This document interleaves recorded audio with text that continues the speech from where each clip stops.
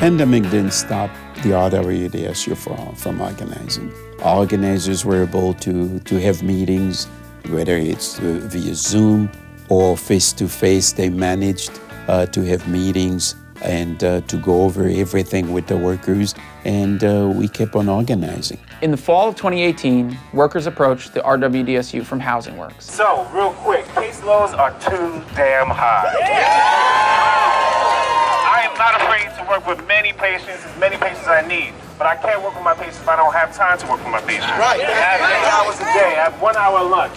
I spend up working 16 hours at times thinking about my patients, dreaming about my patients, because I don't have time to work with them in the time that I have. The workers, united, will never be defeated.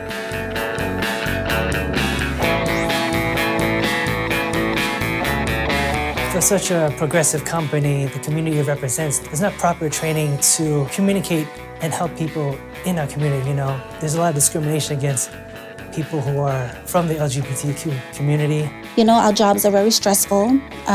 Different situations come up sometimes. You have to think on your feet. We need these things that we're asking for, like mental health days. Sometimes you get traumatized from certain things that you see there. Housing Works claims to be one of the most progressive organizations in the country. But when it comes to workers and when it comes to unions, that's not true. They delayed the union election for over 2 years, and now they're delaying the negotiation of a good contract for at least a year so far.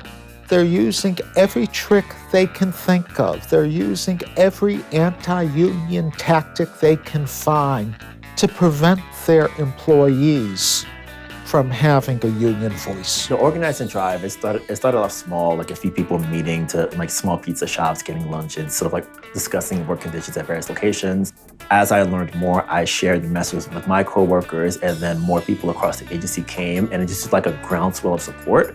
And then as that support kept building, we were really adamant and strong about demanding a union year. And then even as we sort of geared up towards election time, we worked to reaffirm that support. I think this would set a precedence for other nonprofits, and then give them hope to organize all together.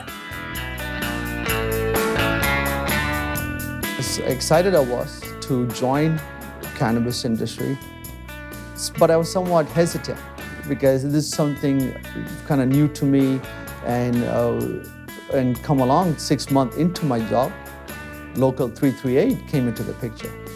And they were going through, and it's like, this is gonna be a union job. That was basically icing on the cake for me to decide to stay with MedMen, because now I have a union representing the workers. And especially in a retail setting, this is like unheard of. The union fights for you. I mean, things may be one thing today, but things do change. And it's always good to have someone that represents you should you need that help. And the union has done nothing but good for our industry now. I've been here 15 years, and my hand got caught in a nip. So after that, you know, there were some things that machines were not fixed on time and things like that.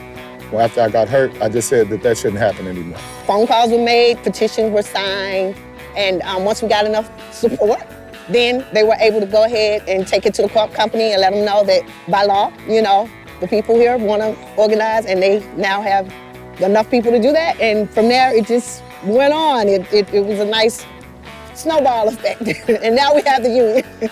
With the union, it brought more structure to everything, and making sure we get a lot more production and a lot more structure to just what goes on. And it makes a better place to work. Without all the problems, you get to have a better work environment.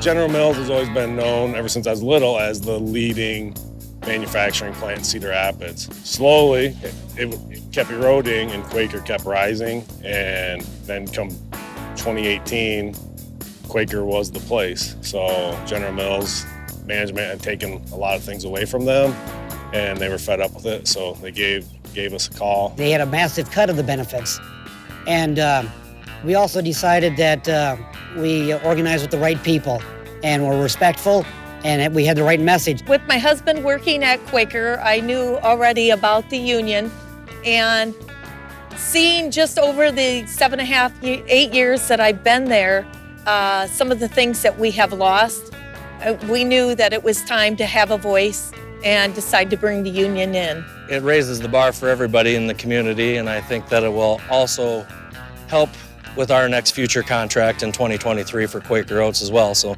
if we can get some significant gains for General Mills, I think that will help at Quaker as well, and we'll keep raising the bar for the whole community. You know, I can't say enough about them because it takes such a courageous thing for them to first and foremost to organize a union. And the guys at General Mills did a fantastic job. And at the end of the day, organizing is essential for us. It is paramount that we move the ball forward, that we get into the future and we bring in new members, new ideas, and get the labor movement going in that direction. Union for my safety. Union for a voice. Union for our community. Union for solidarity. Union strong.